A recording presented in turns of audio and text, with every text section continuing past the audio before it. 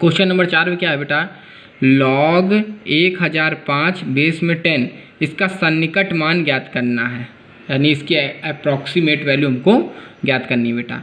तो आइए देखते हैं बेटा, यहाँ पर साथ में log e बेस 10 की वैल्यू भी दे दी गई है। सबसे पहले बेटा हमने क्या किया, माना fx बराबर मान लिया हमने कि log x बेस में 10 है, क्योंकि बेटा हमने आपको बताया था जिसका हमें मान निकालना होता है उसी के अकॉर्डिंग हम बेटा क्या करते हैं, फंक्शन लेट करते हैं। तो यहाँ पर बेटा क्या है कि log 10 और log बेस में 10 है और 1005 की हमको वैल्यू ज्ञात करनी है। तो बेटा इसको हमने क्या लेट कर लिया, x लेट कर लिया। तो फार्मूला हमने fx बराबर मान लिया है log x बेस में 10। अब बेटा fx निकालेंगे, तो बेटा log x बेस में 10 को हमने लिखा है log x बेस ही और log e बेस 10, यानी बेटा हमने क्या किया, इसको log x बेस 10 को इस प्रकार से लिख दिया है। ये log की प्रॉपर्टी होती है, इसको हमने दो भागों में तोड़ दिया है। इसके बेटा fx बराबर क्या है, इसकी वैल्यू हमें पता है 0.4343 और बेटा ये है log x। तो बेटा f डैश x निकालेंगे, क्या निकालेंगे, f डैश x। तो f डैश x निकालेंगे तो log x का डिफरेंशिएशन 1/x और fx प्लस डेल्टा x का फार्मूला बेटा हमने लगा दिया है।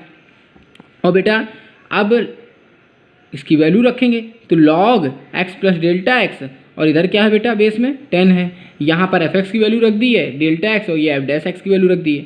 अब बेटा हम लोग x बराबर 1000 लेंगे और डेल्टा x बराबर 5 लेंगे। तो बेटा जब 1000 और 5 रखोगे तो 1005 हो जाएगा ये, और x बराबर 1000 रखना है बेटा, तो x बराबर 1000 रख दिया हमने, प्लस यहाँ पर हमने क्या किया बेटा, x की वैल्यू 1000 रख दी और डेल्टा x की वैल्यू क्या रखी है बेटा, 5 रख दी है। डेल्टा x की वैल्यू क्या रख दी है, 5।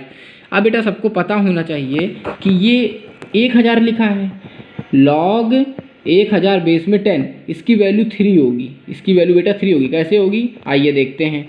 इसको बेटा हम लोग लिखेंगे log 10 और 10 की पावर 3, ये 3 बाहर आएगा, 3 log 10 बेस 10। सबको पता होना चाहिए ये वैल्यू क्या हो जाएगी 1, तो क्या बचेगा 3, तो वही 3 बेटा यहाँ लिख दिया गया है। 5 का इससे हम लोग क्या करा देंगे बेटा, मल्टीप्लाई करा देंगे, और नीचे 1000 है, इसको डिवाइड कर देंगे बेटा। जब जोड़ेंगे तो ये जो वैल्यू आएगी यही इसका सन्निकट मान होगा, अप्रॉक्सीमेट वैल्यू होगी। क्वेश्चन नंबर 6 क्या है बेटा, यदि fx बराबर ये दे दिया गया है तो हमें f 5.001 की का सन्निकट मान निकालना है। तो fx बराबर ये है तो बेटा f डैश x निकाल लिया। fx प्लस डेल्टा x का हमने क्या लगा दिया बेटा, फार्मूला लगा दिया। तो बेटा देखिए fx की वैल्यू रख दी है, f डैश x की जगह f डैश x रख दिया, डेल्टा x की जगह डेल्टा x रख दिया। अब बेटा x बराबर 5 लेंगे और डेल्टा x बराबर 0.001 लेंगे। जब दोनों को जोड़ देंगे x प्लस डेल्टा x तो आएगा 5.001। बेटा हमने क्या किया, सबकी वैल्यू रख दी है, x की वैल्यू रख दी और डेल्टा x की वैल्यू रख दी, इसको सॉल्व कर लिया, यही आपका क्या है बेटा आंसर। एक खोखले गोलाकार कवच में लगे धातु का सन्निकटन आयतन ज्ञात कीजिए जिसकी आंतरिक और बाह्य त्रिज्याएं क्रमशः 3 सेंटीमीटर और 3.0005 सेंटीमीटर है। इसमें है क्या, एक खोखला गोलाकार स्पेरिकल, यानी गोलाकार मतलब स्पेरिकल टाइप में है एक, उसमें जो मेटल लग रही है उस मेटल का हमें वॉल्यूम निकालना है, यानी कि उसकी हम लोग को इंटरनल रेडियस 3 दी गई है और एक्सटर्नल रेडियस 3.0005 सेंटीमीटर दी है, और इसका वॉल्यूम निकालना है हमको, जो स्पेरिकल यानी गोलाकार जो कवच है उसका हमें क्या निकालना है, आयतन निकालना है, यानी वॉल्यूम निकालना है। तो आइए देखते हैं बेटा, हमने मान लिया कि जो ठोस है गोल उसकी त्रिज्या यानी रेडियस x मान ली है और वॉल्यूम हमने क्या मान लिया बेटा, y मान लिया। वॉल्यूम क्या मान लिया है, y। अब फार्मूला क्या होता है, गोले का स्पेयर होता है, उसका आयतन क्या होता है 4/3 पाई r क्यूब, यानी कि x क्यूब हो जाएगा रेडियस। जब इसका बेटा डिफरेंशिएशन करेंगे तो यह आ जाएगा 4 पाई r स्क्वायर, क्योंकि x क्यूब का हो जाएगा 3x स्क्वायर, 3 कैंसिल और ये इतना बचेगा, इसको सेकंड मान लिया है। अब बेटा क्या है कि उसकी जो रेडियस दी गई है इंटरनल वो 3 दी गई है, तो हमने x 3 मान ली है और x प्लस डेल्टा x कितना है 3.005, यानी कि बेटा ये देखिए इधर फिगर बना हुआ है, ये इतनी x और ये पूरी कितनी है x प्लस डेल्टा x, यानी ये हमको निकालनी है। तो डेल्टा x निकालेंगे भी तो डेल्टा x क्या होगा, इसमें 3 को हम माइनस कर देंगे तो डेल्टा x बेटा क्या आएगा 0.005 सेंटीमीटर। अब बेटा हम लोग क्या करेंगे, सन्निकट आयतन निकालना था बेटा, हमें क्या निकालना था, सन्निकट आयतन, तो यानी डेल्टा y निकालना है। तो डेल्टा y क्या आएगा, dy upon dx into delta x।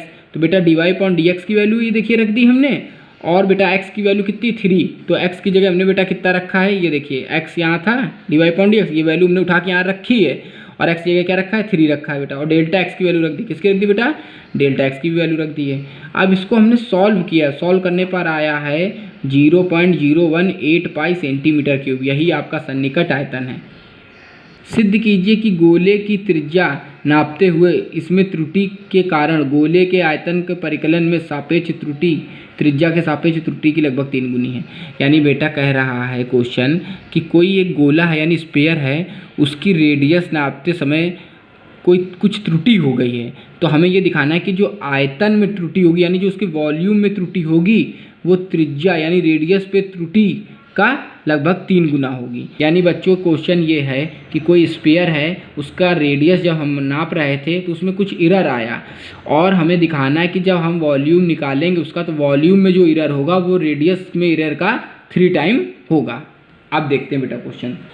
हाँ तो बेटा 13 नंबर क्वेश्चन क्या है, हमने मान लिया कि गोले की त्रिज्या r तथा आयतन क्या है v, तो जो वॉल्यूम होगा वो क्या होगा 4/3 पाई r क्यूब होगा बेटा। अब हम लोग इसका डिफ्रेंशिएशन कर लेंगे r के रिस्पेक्ट में, तो आ जाएगा dv/dr 4 पाई r²।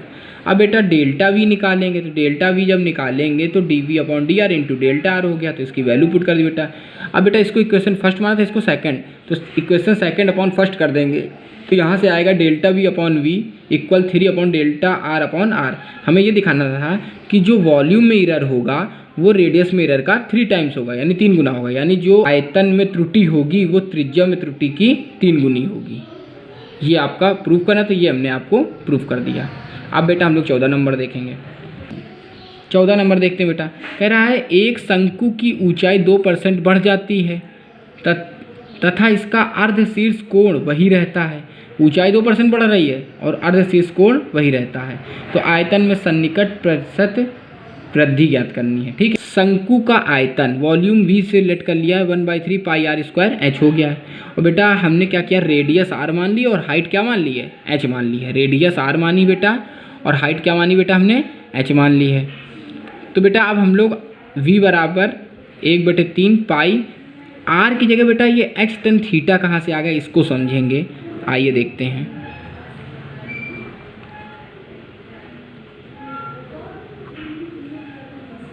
ये बेटा इसका अर्धशीर्ष कोण है थीटा और ये बेटा h है और ये r है। तो बेटा यहाँ से जब हम लोग tan थीटा लगाएंगे तो tan थीटा बराबर आएगा r/h। तो बेटा यहाँ से r की वैल्यू निकालेंगे तो आ जाएगा क्या, h tan theta.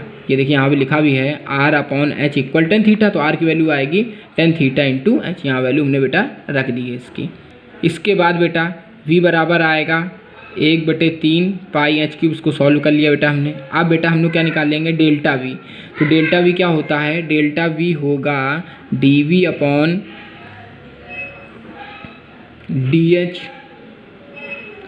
Into delta h। तो बेटा dv/dh यानी यहाँ पर हमें उसका h³ का आएगा 3h² और ये सब कांस्टेंट के रूप में रहेंगे, ऐसे ही रहेंगे। इसका बेटा समीकरण 2 में समीकरण 1 का भाग कर देंगे, तो बेटा ये समीकरण हम लोग का 2 है और ये समीकरण हम लोग का 1 है। दोनों में भाग करेंगे तो आएगा डेल्टा v/v और ये आएगा 3 डेल्टा h/h। बेटा इसके बाद प्रतिशत निकालना है, तो यहाँ 100 को गुणा कर दिया और बेटा यहाँ पर ये जो इसका प्रतिशत यानी ऊंचाई में वृद्धि कितनी दी है, 2% दी है, तो 3 × 2% हो जाएगा, तो ये आ जाएगा 6%। यानी कितने का अंतर आ जाएगा, कितनी वृद्धि हो जाएगी आयतन में, 6% की वृद्धि हो जाएगी।